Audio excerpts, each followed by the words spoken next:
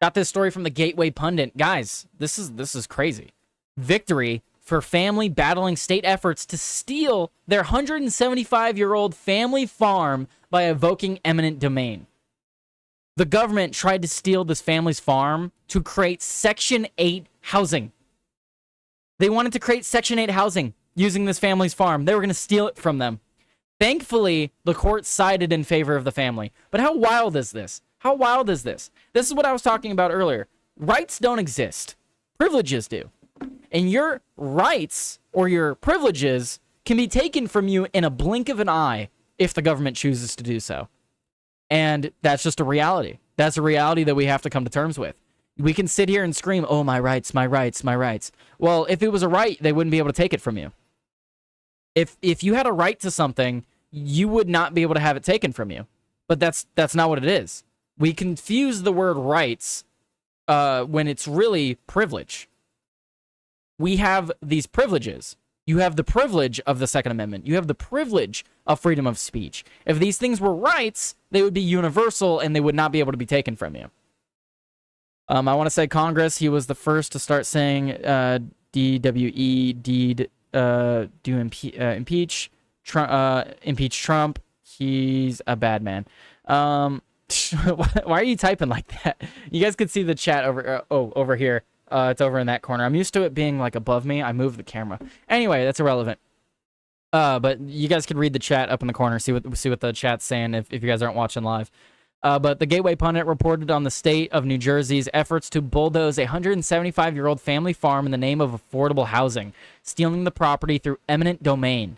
NewJersey.com reported that Chris Henry stood before the Cranberry Township Committee pleading with officials not to rip his family's heritage from the soil their great-grandfather purchased in 1850.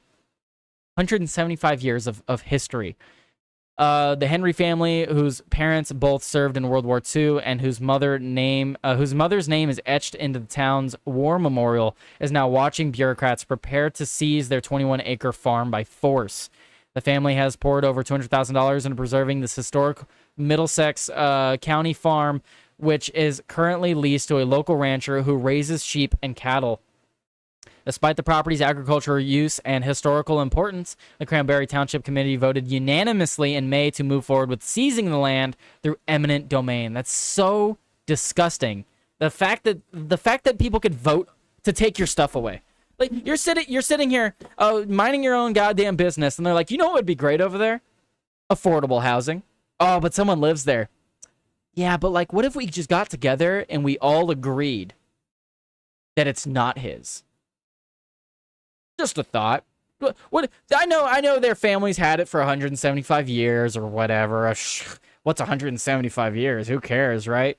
But we could just sit here and vote that it's not his anymore. Could just vote. Yeah. Ridiculous. Despite the property's agricultural use and historical importance, all of this just to meet a state-mandated housing quota pushed by far-left courts and Trenton bureaucrats. Watch. So this is a video from, looks like someone on the farm. Let's check it out. Come on. I don't want to eat the meat in the stores because of the chemicals. The farm is surrounded by warehouses or land that's about to become warehouses. O'Donnell hopes Cranberry finds other places to put 265 affordable housing units and fulfill its constitutionally mandated obligation. I hope they use their minds and their hearts that this is a good thing in this community. Because a lot of people like to look at these animals. Sometimes they're parking along the side of the road. They come up in the driveway. They just want to sit here and look at. They just want to look at the animals. People love animals, man. Fox News reported that the battle is finally over as the township and farm owners reached an agreement. Per Fox News, it's been our legacy for 175 years, and all my ancestors struggled to get through all kinds of crises. The house burning down, the Great Depression. So to be able to keep it as we always wanted to do is just such a blessing, said Henry Family Farm co-owner and manager Andy Henry, who joined Fox and Friends Weekend alongside his brother Christopher. Before the conflict was resolved, the U.S. Department of Agriculture Secretary Brooke Rollins shared a post on X advocating for stopping the seizure of the land. Good news coming. Stay tuned, Andy. You are a warrior. So this is ongoing. Damn. So this has been going on since June at the earliest. I mean, this has been going on all year. On Friday, Rollins shared news of the resolution. I am so pleased to announce that the Henry Farm has officially been saved. God bless America. After months of bipartisan federal-state collaboration, the state of New Jersey has secured an agreement that would prepare the 175-year-old Henry family farm from the state's affordable housing plan. Further efforts are also underway by the USDA and the New Jersey Department of Agriculture to protect this prime farmland in perpetuity. I look forward to continuing the nonstop work with Andy's team and the New Jersey government administration to ensure these plans are fully effectuated. A war against Andy's farm is a war against all farms. This is why the USDA is finalizing plans to end systemic lawfare and weaponization of government against American agriculture. No more. His victory is more than one farmer's triumph. It is a reminder that rural America still stands tall, rooted in grit, faith, and the timeless bond between people and the soil. Excuse me. Defending America's farmers should be a top priority for every American. Thank you to all those who supported the effort to defend Henry's family farm.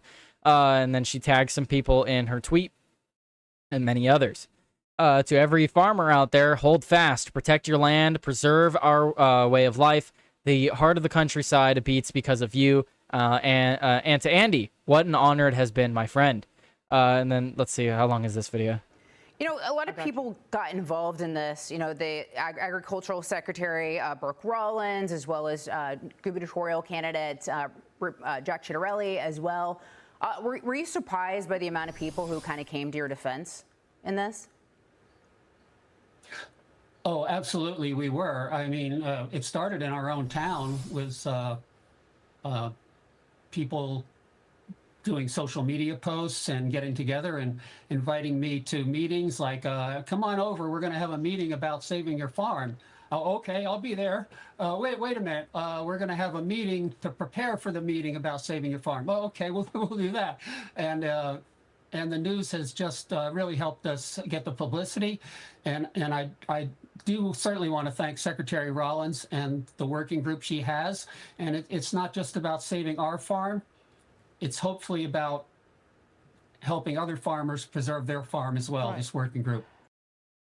There we go. So yeah, good news there. Good news there. I'm glad that this family gets to keep their farm. It's just utterly ridiculous that the government would even try to take this farm from these people. Again, I have to reiterate, rights do not exist. Privileges do. You have so many privileges afforded to you in this country. The unfortunate thing is that the government will take away those privileges when convenient to them. That's a reality. If you had rights in this country, you wouldn't be able to have them taken away from you. But the government constantly takes people's rights. They constantly trample your rights because rights don't exist. They trample your privileges. They take away your privileges. You have so many amazing privileges in this country that the government takes away from you. Utterly, lol. What's up? I saw R Sergeant in the chat as well. What's up, R Sergeant? Let's see. What are you guys saying in the chat? Wiggum, does it sound right to you? What are you talking about?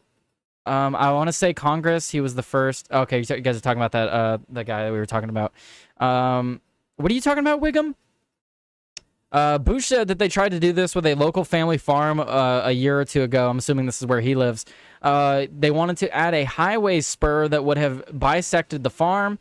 Tried taking it and was denied, voted down by the city. But that's the thing. The federal government had to step in here. The Secretary for Agriculture, or whatever her name is, Secretary Rollins, whatever her name is, she had to step in because the local city unanimously voted that, yeah, take his property. Imagine that. You own property and the local government just says, yeah, we're going to vote to take it. Again, the government will take your privileges and your rights away when it suits them. I was saying that farmer is rich, so he does not need the money, right? The government can just take it so that they can split up the rich man's things and give to the poor, because that is Robin Hood. People suck. Yes, people do suck, and now I see what you're saying, Son of Wiggum. Yeah. Oh yeah, they're wealthy. We don't need to pay them for their land. We can just take their land. We don't need to do anything beyond that, right? Right, guys? Right, guys? We just take their land. Take their land. Hell yeah. You know, you guys should take that like button. Take that like button and slam it. Slam that like button. Just slam the out of it.